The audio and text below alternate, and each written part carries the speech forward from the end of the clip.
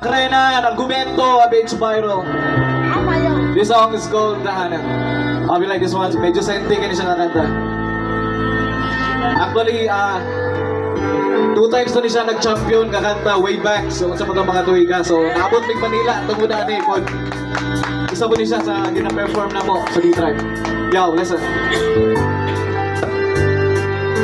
Simple lang ang buhay namin, sapat ang kinakain. Kahit salat sa pera, kumpleto naman kami.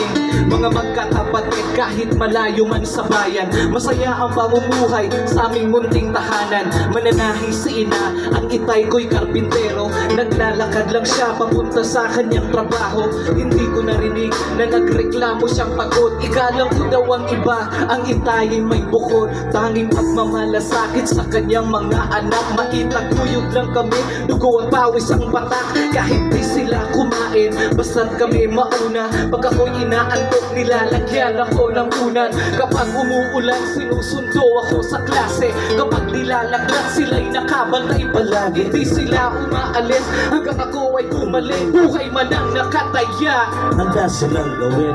palapakan naman dyan para sa lahat ng mga parents. Pag-ibig na tunay, kanilang alay para sa'yo, alay sa'yo. Salamat. Sabay naman ako. Wala. Yo.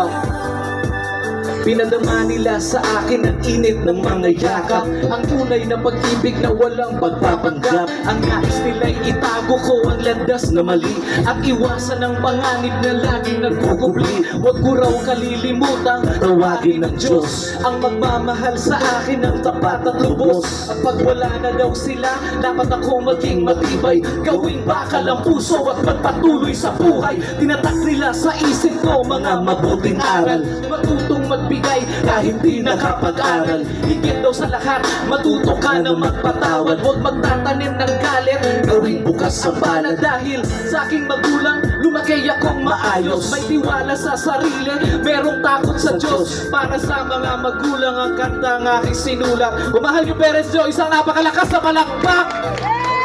Yeah.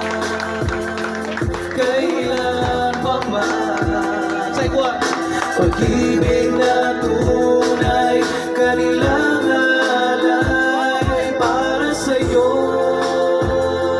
alay sa'yo. Salamat sa pag-ibig mo. Yeah. Ngunit tila ng iba